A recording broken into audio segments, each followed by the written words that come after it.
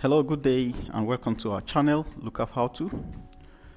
In today's video, we want to deal with how to use the batch calculation rule to update an attribute table based on relationship between two features. So in this case, we want to deal with a point in polygon relationship. In the previous video, we also dealt with a point in polygon relationship where we demonstrated how to use the immediate calculation rule to auto-populate an attribute of point feature based on the relationship with its polygon. We use an LGA boundary map as a polygon, and then we also dealt with a point of interest as a point. So we derived the attributes of the points from the parent feature, which is the polygon. In this video, we will be doing something similar, but we don't want to implement an immediate calculation rule.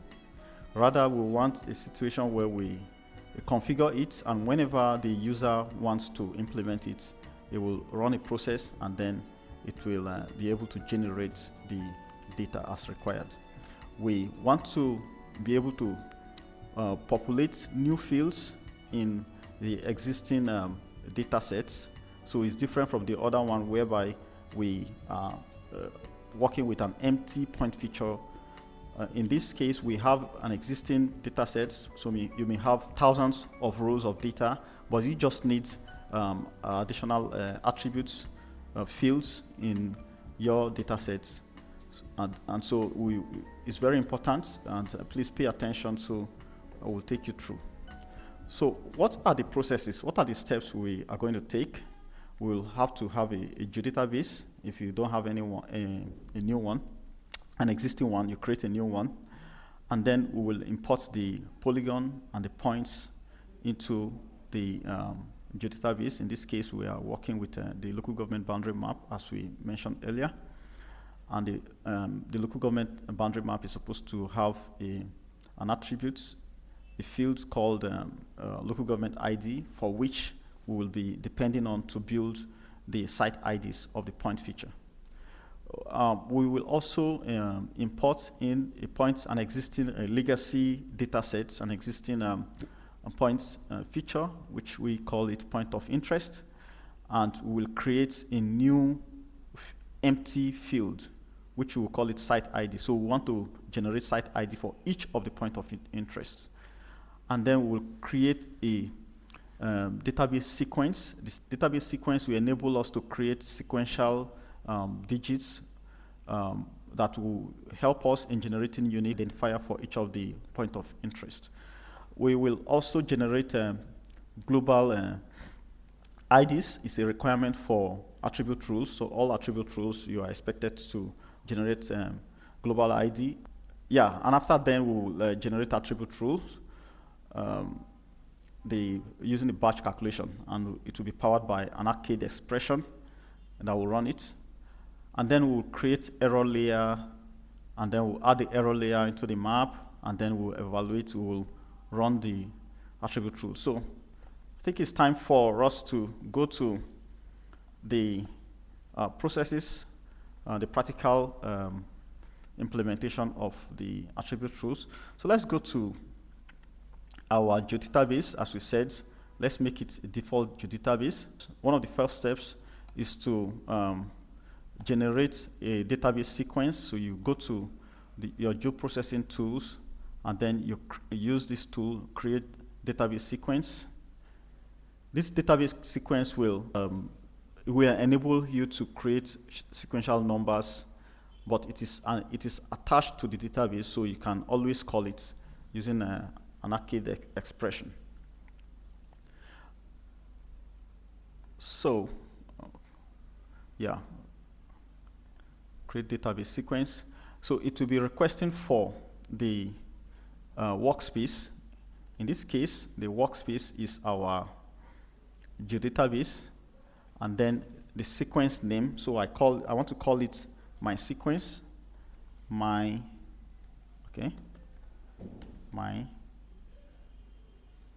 sequence underscore ID. So this is very important, so you write it down, just took it down, and then it's requesting for your start sequence, so you may start from 1 or you may start from 100 or any number you want to start. So in this case I want to start from 1 and then I want to increment by 1. So this incremental value is also 1.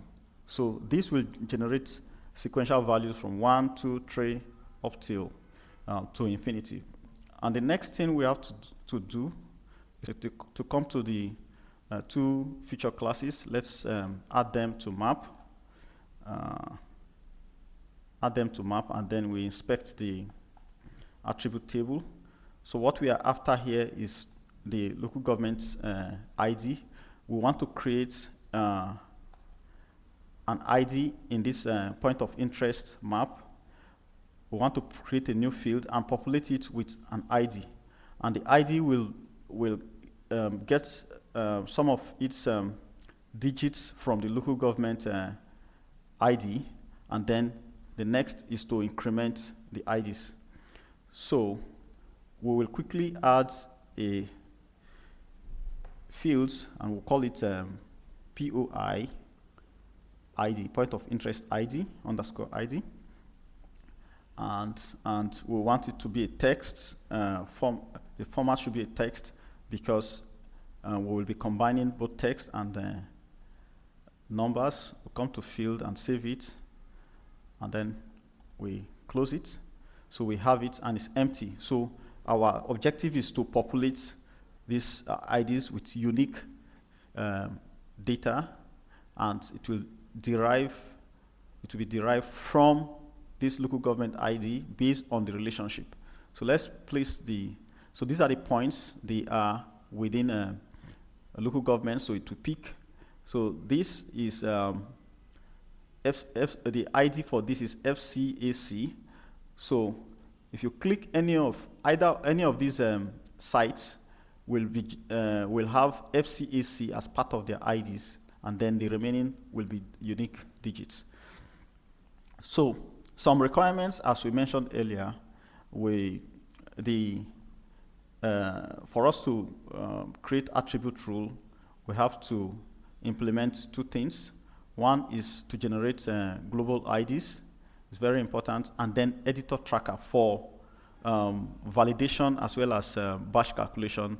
The editor tracking is required. I did not mention this when I was introducing, so sorry about that. So the editor tracking, we need to also check it, and then you say okay. So that has been done. I will do same to the polygon feature, which I will right click, come to properties, manage. So this is already there. The editor tracker for the local government is actually, I don't think it's necessary. I've not really tried it. So as you can see, the global ID is already there. You come to the point of interest, also has the global ID as well as the editor tracker fields, which has created empty fields for the created user, the date updated, and as many other details. So I think pretty much we are done with the basic configuration for attribute rule. So let's go straight to the attribute rule configuration. So since we want to populate the fields for the point of interest, you have to right click and create the rule on the point of interest. So you just right click, come to data design, and come to attribute rules. And the attribute rules, as we mentioned earlier in our previous videos, which I recommend you should reference, we have the calculation, the constraint, and the validation. The calculation, we mentioned that is it will help you to calculate fields. The constraint will help you to check for your quality control and quality assurance for your data. And then validation is also similar. Yeah, constraint will not allow you to create new data when it does not meet specific rules set, while validation is to check whether the data that you got is meeting the required quality. So you come to add rule, and then you choose batch calculation rule, and it will give you the dialog to fill the details. It's requesting for your rule name, and the rule name we can call it POI ID. I just POI ID, and we want to say generate POI IDs, and we don't have any subtype. And the field, you come here, you choose the POI ID, and then you will exclude from application evaluation because you don't want it to always struggle to to contact the geodatabase, since you're already working on the Pro and you have everything on the map. Then you go straight to writing the Arcade expression. In the Arcade expression, the first part of it, you want to generate the sequential IDs, and you have database sequence that you created. We called it, so let me bring it out. You called it my sequence underscore ID. Okay, so I quickly brought it out. So there is a function called next sequence value. Yeah, so next sequence value will be able to get the sequences that we are created. So let's test it. Yeah, so it's valid because this is the sequence that we created. So let's save it somewhere. So to create a variable, you need to use var, V-A-R. So var sequence equals to next sequence value, this. And you want to format it such that you have a specific number of digits. So you can use the text function to control that. I say comma. So how many digits do you want? I want like 4 digits, so 1, 2, 3, 4. You just that. So the number of digits will not be more than 4. So and let's test it. Let's be sure that what we did is correct, so we can put it in console. The console enables you to test, to check what you have written. So I've written sequential digits, and so I want to test how it will look like. So when you click view, you've seen, it says 0001. So if you don't implement the text function, you will just have 1. So that works. So let's kill this. The next part of the expression will be to derive to bring in the local government details, which is the local government ID. So we will use a function called feature set by name. So we want to use feature set by name. You can use either feature set by name, and then you call maps, and map has to do with the maps in the content pane. But in this case, we are dealing with the details inside the database, so we use a $sign. The $sign is used to refer to active. So I say $sign data store. So the $sign data store, and which is the actual feature that we are referring to. We are referring to the LGAs underscore new. So that's the feature we are referring to, but we need only one listing. We want the program to be efficient while it's running, so we will be specific on the field we are interested in, which is the local government ID. So we use these square brackets to refer to the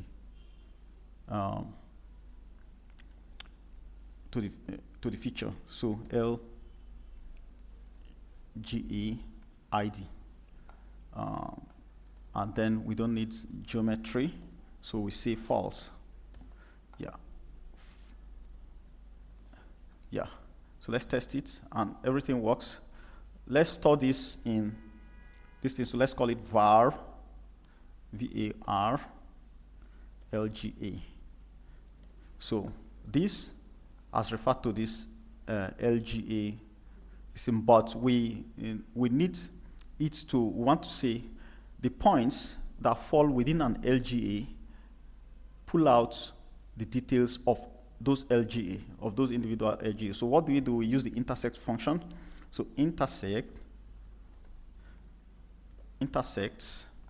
so it's intersecting with what? The current feature. So I said the active is usually $signs. So you see $sign feature, close brackets. Let's see. Yeah, so it's valid. And you want to specify on a particular row. When you click a particular feature, you are referring to a particular polygon that is falling. So we want to say first. So we use the first function to pull it out. So let's test it, and it's also valid. Then now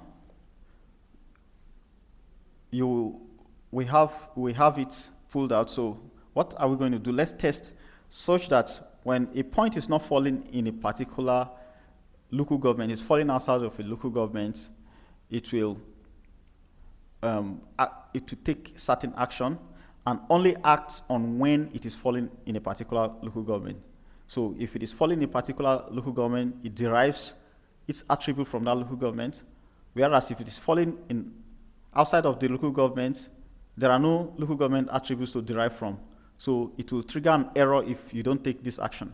So what do? You will use an if statement and test whether it is empty.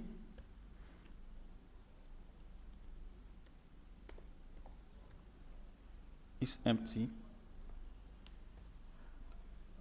And so you say if it's empty, LGA, it should do.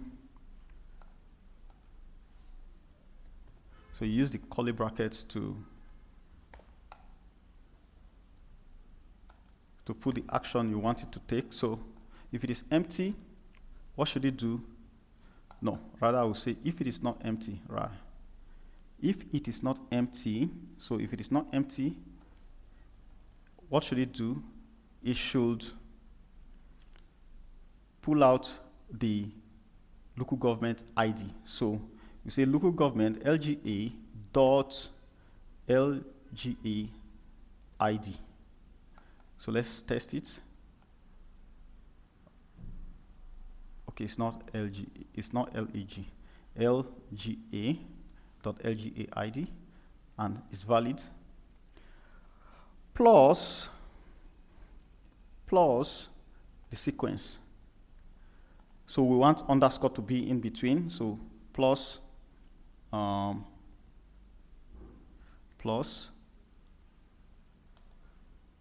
underscore sequence.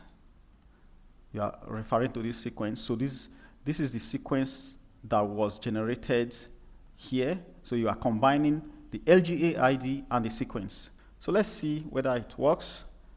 It's saying it's okay. You go to attribute rules and save.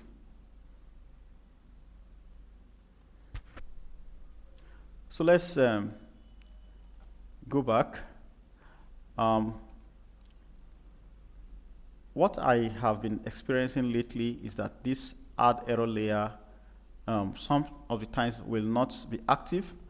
And I went to Esri community, I checked, and someone suggested I should restart my system, the software, so I will do that.